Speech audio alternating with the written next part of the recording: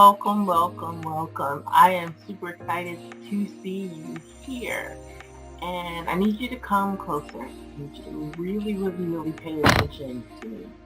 What I'm about to tell you is not hype, it's not fluff, it's not sensationalism. The message that I'm about to share with you, it is not immature. I really need you to pay attention. The reality is, if you just implement one, let alone a combination of what you're about to learn, you're going to thank me later.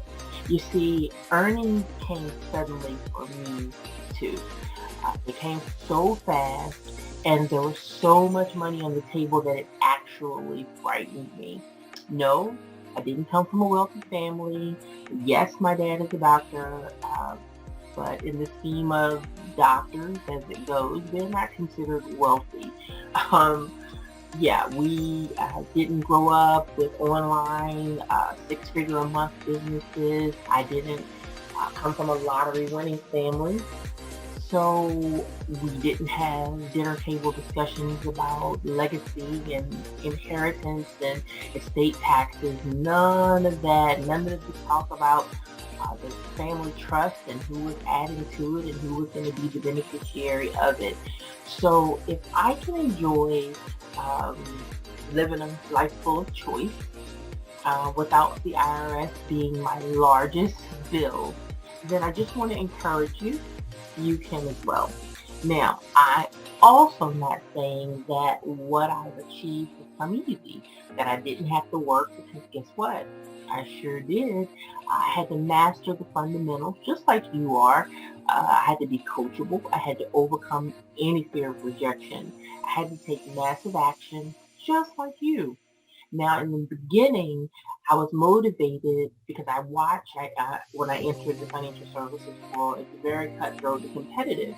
And so what I watched was my colleagues just revolve the door. Like, they would be here this week and not the next. People would be whispering around the water cooler on who was the next to be out the door, because the matter of fact is, financial people are salespeople, and those who don't perform get shown the door. So my motivation was a little different back then. I just didn't want to be shown the door. I wanted to continue to, learn and grow. So what did I do? I smiled and dialed. Now we all have our whys. You've got to find yours. But yeah, I smiled and dialed. I learned through the training how to overcome objections. I had to learn to solve pain points, and guess what happened? It worked. Everything they taught me worked. So this began to happen day after day after day, just by me following a proven system and doing what we called at the time sparring. Now, sparring is where you just throw people's objections against the wall. And that's what I'd like you guys to do in this group and with the people you're about to meet. But what we would do is get thrown an objection that we kept hearing in the field, and it was your turn to answer whether you were ready or not. And that built up some really, really, really good stamina for me, so that people now think that it's easy. No, I had to take my shots and pay my dues as well. And so some of you probably are going through that, but I'm here to tell you I am an introvert and I don't like rejection. So I have developed a system that will save you from all of it, and it definitely wins.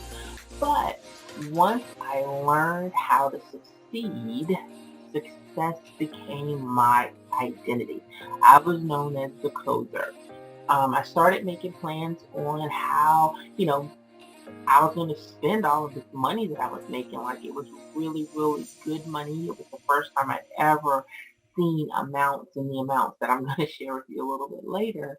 But yeah, it was frightening, and I already spent my checks. You know how it is when you have money coming in, and you're like, oh, I know what I'm going to do. I know where I'm going to go. I know what I'm going to leave myself of. I'm going to get rid of this and buy that. And yeah, I did the same thing. I lived in the clouds every day I came in, and I visualized exactly how I was going to uh, spend the new money that I was making. I could see, I could smell, and I could taste everything until I received my first premium check. And when I tell you, I was overcome with a level of nausea that felt like someone had just gut sucker punched me. That's putting it lightly. My question was, why didn't someone warn me? Why didn't someone prepare me for this? There could have been a number of scenarios that just told me, why didn't I know my options before getting to this stage? Is this avoidable? Was it avoidable? No, is it avoidable? And I'm here to tell you it is. But my mind was racing and I watched the room literally spin. And there was only one other time in my career that happened. Not related to this, but we'll talk about that another day, another time. But disappointment loomed and I became instantly depressed. No exaggeration, because if I didn't have the solution, I didn't know what I'm about to share with you, you're going to go through what I went through every pay period. And it happened repeatedly. So someone owed me an explanation, because after all, it wasn't that much money compared to my colleagues. Like, they were really in the money. Like, this was like small potatoes to them, but this was my first. And yeah, what I didn't notice them doing was being depressed. What I didn't notice them doing was complaining about their net pay. I didn't hear them crying over cash flow. So what do you think I did? Probably what you guys are in the office is doing, asking questions. Hey, how are you doing that? How are you succeeding? How are you making that happen? And what did I get? Crickets. So yeah, the answers that they were giving me just did not make sense. So I thought, well, since no one's going to tell you how finances work, and why don't you consider advancing your financial career and go get you some additional financial credentials? Made sense, right? Made sense to me. And that had to be where all the mysteries and the financial secrets were being kept. So I was excited, right? And that where they would keep all the secrets. So off I went to tackle all of my financial licenses, to be able to do investments, to be able to do insurance, to be able to do IRAs, mutual funds, etc., retirement plans, and I'm still licensed to this day. But yeah, I even started a financial firm, and that's who I am today. I still run a financial firm. However, my plan was not just to write my own situation. I just felt bad because I was like, someone else has to be going through this and not getting answers. So my objective was, let me help somebody else. I've got to come to the rescue and save someone else from this misery. And that makes sense, right? Little did I know that everything that glistens is not gold.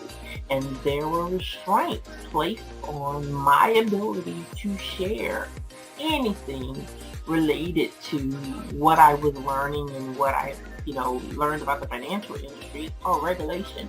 It's an extremely regulated industry, and it limited me from helping anybody on a large scale. So no wonder that I didn't learn anything. I became a participant in a system of rules and salespeople, not designed to provide strategic help when you need it. So I had a choice. Yeah, life's about choices. And for every problem, there are multiple solutions. Just something that I live by, and you may be able to find that advantageous one day. So I had a choice. How do I remain compliant to the industry, yet help my fellow high premium earners at the same time? What were the alternatives that I had so that when I shared, I could share in a way that would allow me to help customize the plan to each person that I was talking to, that would give them the highest cash flow, the largest profit margins on their cash flow statement, while enabling them to leave the desired impact that they wanted to leave. Like, it's not always about money, it's about giving back sometimes. But I also wanted to know, how do I help people know you don't have to subscribe to the 30-year plan? You don't have to take 30 years to do it. You don't have to take 20. You don't even have to take 10. So guess what I had to do? I took all of my profits, instead of going out and buying the Lamborghinis and the beachfront properties at first. um, what I did was I hired the best and highest earners in the game to teach me exactly what they were doing as accredited investors, without losing their cash flow or access to their money, in other words, and also without writing huge checks to the IRS, because that was my problem. So the interest I received, I couldn't unhear them. I couldn't unlearn them. It changed me forever. It shifted the way I earned money forever. I not only learned to reduce my taxes so that I had more to invest, I learned exactly what investment would lead me to wealth. Now, there's a difference between riches and wealth. Wealth, it sounds spooky and it may make you nervous, but wealth just means, how does it outlast me? How does it last when I get out of it? Does it continue, or when I stop doing whatever I'm doing, does the money go away? No, they taught me how to create sustainable legacy wealth. So money that would never leave my lineage, that I would be allowed to pass on to my heirs. Now, one of the things that is difficult for people to know when they do it traditionally is, if you do this wrong, when you pass your money to your heirs, 65% goes to the IRS. And so they taught me how to pass it on without fear of losing it. You know, Warren Buffett said, don't lose my money. Remember rule number one and his second rule. And then they taught me how to do so without paying anyone else other than the people I desired to bless, or the companies that I desire to continue to support. I even learned how to give myself a voice beyond the grave, which was uncontestable, unlike wills. I know what you're taught, but listen, you're going to thank me later if you just take a little bit of what I'm saying and listen to me. So, not even a bad marriage would keep any of my heirs out of their inheritance. No stepchildren, no I love you today but not tomorrow situation. Nothing that I've put in place can interrupt my intentions for my heirs or organizations that I choose to continue to support. Now, if I can learn this, so can you. You will use the framework that I use when I serve the emerging affluent, and that's the Tea Party, to combine your proper entity structures. Yes, do not listen to the infamous LLC. There are ways for you to do this so that you can remove the guilt, any guilt. You can partner with the IRS and receive the incentives that are in place for you so that you can use them to your advantage and strategically. You can create low risk, high yielding investments so that you can shorten your time to exit the active workforce. Now, what I do is I work because I choose to work. I need the socialization. I want it, but I don't have to. And so that's the gift that I would like to give you. And I also want to see you with, so that you will understand you can't lose the journey you're deciding to go down. But there are some extra things that you need so that you can optimize what you're choosing to do. And so what I'm going to show you how to do, in addition to some amazing things this week, is I want to show you how to remove yourself from an active role in your business.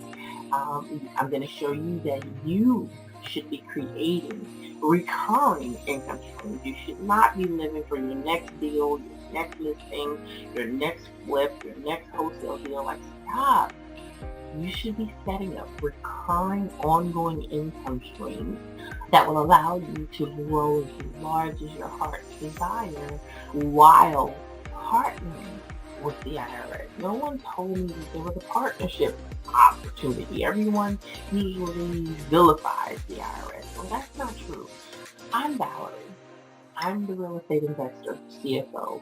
I serve the emerging affluent, and I look so forward to sharing several shifts with you this week. I'm going to also give you a little peek into my journey so that as you grow, you too can continue to leave an impact with your business. I'm yours in abundance. I'll see you inside.